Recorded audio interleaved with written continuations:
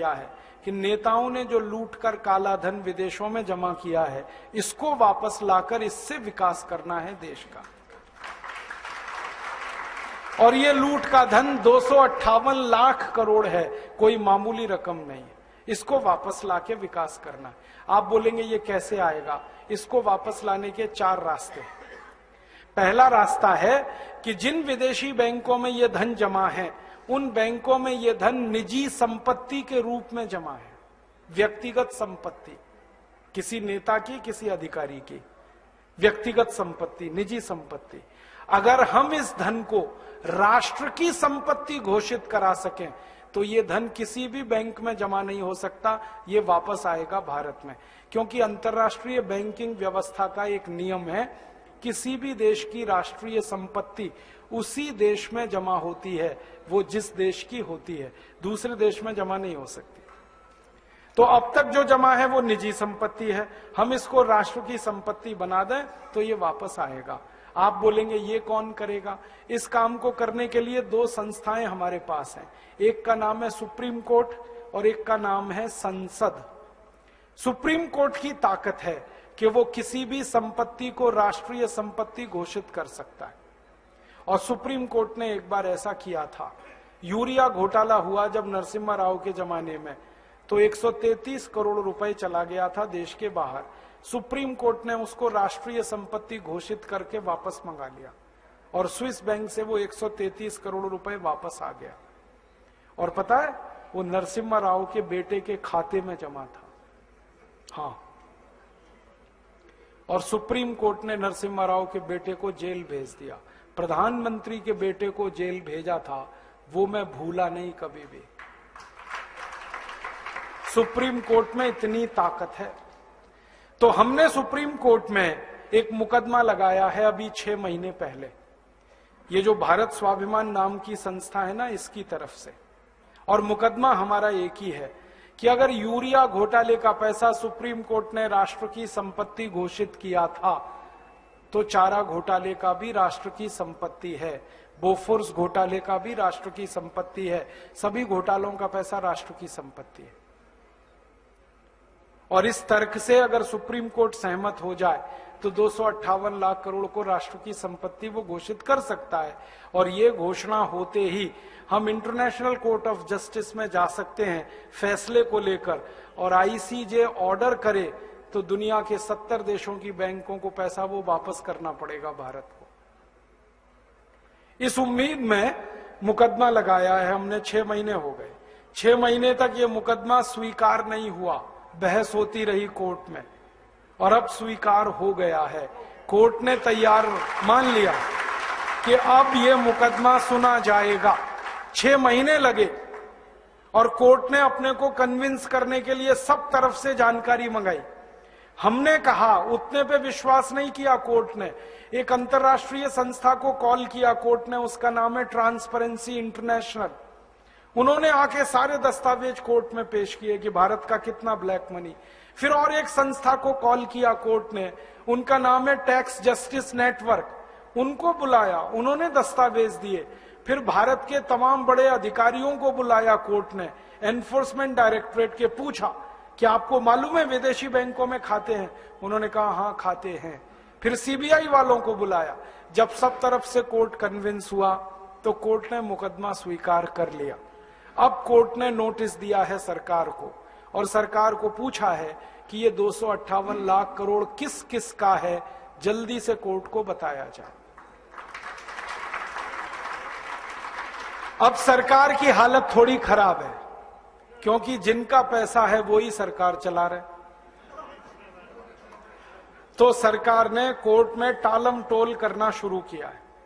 ये टालम टोल वो थोड़े दिन करने वाले हैं, ये हमें मालूम है, क्योंकि वो बताएंगे नहीं कभी भी। तो हम सुप्रीम कोर्ट को एक दिन एक बात कहेंगे कि टालम टोल 6 महीने, साल भर, 1.5 साल, 2 साल, 3 साल, कितनी? फिर हम सुप्रीम कोर्ट को कहेंगे आप तो एक्स पार्टी जजमेंट दे दो, और कोर्ट को ताकत है वो करने की। और हम कोर्ट को कहेंगे ये नहीं बता रहे किसका पैसा है, आप तो ये कह दो जिसका भी पैसा है वो भारत की राष्ट्रीय संपत्ति है, बात खत्म हो गई। और उम्मीद है कि कोर्ट ये फैसला देगा और ये फैसला हुआ तो 258 लाख करोड़ वापस आएगा। दूसरा रास्ता है अपने पास, वो ये कि हम संसद में अगले 4 सालों में एक प्रस्ताव पास कराना चाहते हैं, और वो प्रस्ताव ये है कि 15 अगस्त 1947 के बाद जितना भी धन भारत से बाहर गया वो भारत की राष्ट्रीय संपत्ति है। बस किसी का नाम नहीं लेना, किसी की बात नहीं कहना। 15 अगस्त 1947 के बाद जितना धन बाहर गया है भारत से हवाला के थ्रू, क्योंकि सब हवाला से ही जाता है, वो भारत की राष्ट्रीय संपत्ति है। संसद प्रस्ताव को पास करे। अब इस प्रस्ताव को रखेगा तो कोई एक सांसद, और वो हमें मिल ही जाएगा अगले 4 साल में। कोई तो माई का लाल मिलेगा, ऐसा तो नहीं है कि सब मर गए। और प्रस्ताव जब रखा जाएगा तब बहस होगी। बहस वाले दिन हम देखेंगे कि कौन कौन इस प्रस्ताव का विरोध कर रहा है। जो विरोध करेगा, पक्की बात है, खाते उसी के हैं, पैसा उसी का है, और सारा देश देखेगा बेईमान कौन कौन है संसद में। आप तो अपने सांसद पे नजर रखना बस, कि आपका सांसद क्या कह रहा है।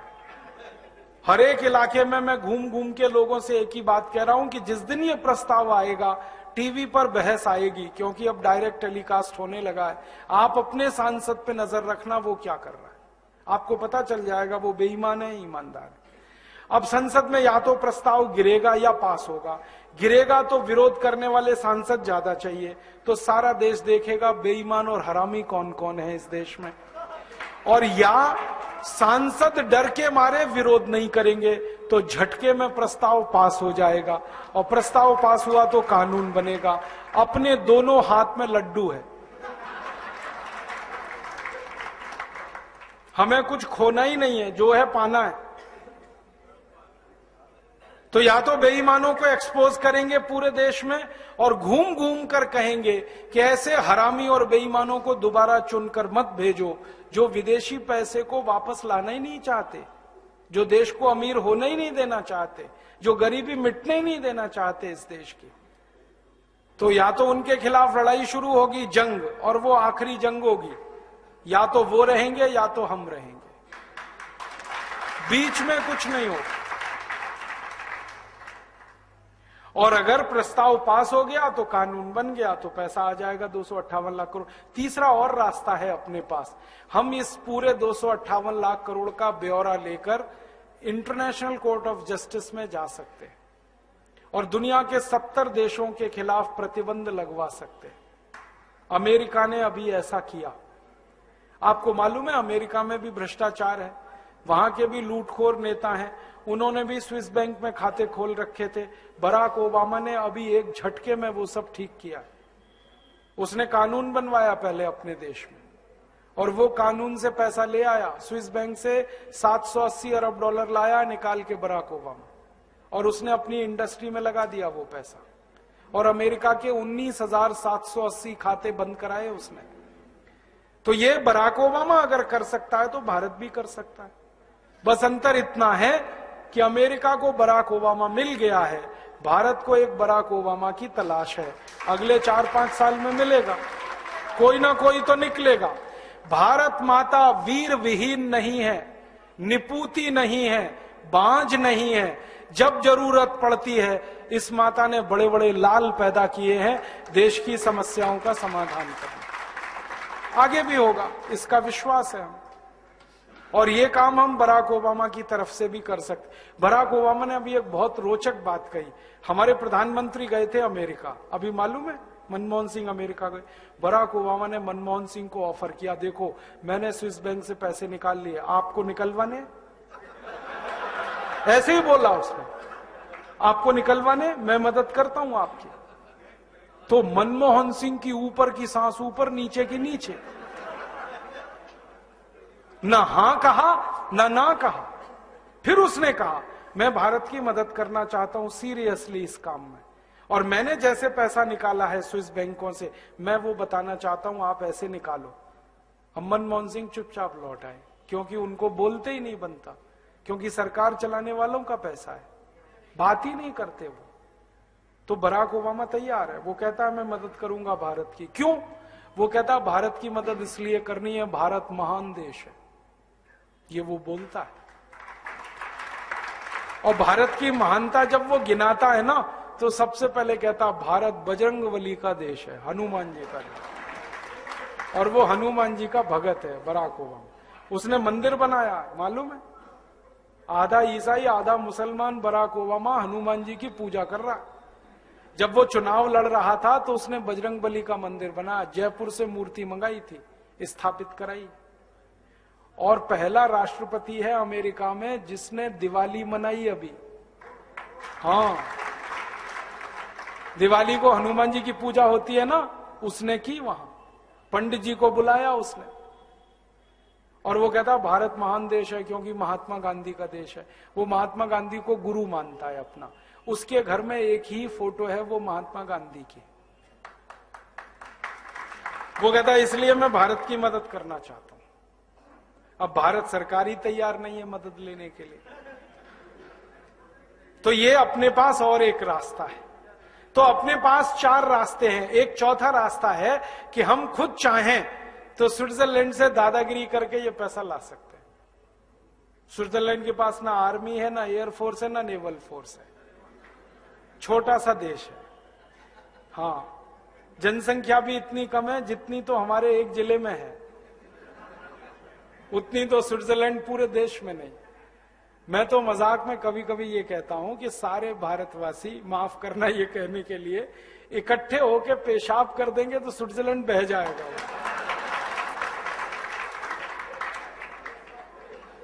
इतना पिद्दी सा देश है। 2 घंटे कार चलाओ तो स्विट्जरलैंड की सीमा खत्म हो जाती है, दूसरे देश में कार घुस जाती है। पुलिस उनके पास है नहीं, आर्मी है नहीं, थोड़ी दादागिरी करो वो तो दे देंगे। अमेरिका ने अभी कहा था उनको कि इराक का ध्यान है, अफगानिस्तान का ध्यान है, वो आपका भी हाल हो सकता है। तुरंत उन्होंने पैसे निकाल के दे दिए, 1 मिनट नहीं लगा। तो अपने पास 4 रास्ते हैं। पहले तीनों रास्तों का उपयोग करेंगे। कानून से वो पैसा लाएंगे, क्योंकि गलत कानून के कारण वो पैसा गया है, तो कानून सही करके उसको वापस लाएंगे। और भविष्य में ये पैसा बाहर ना जाए, इसकी पक्की व्यवस्था करेंगे। पहला कानून बना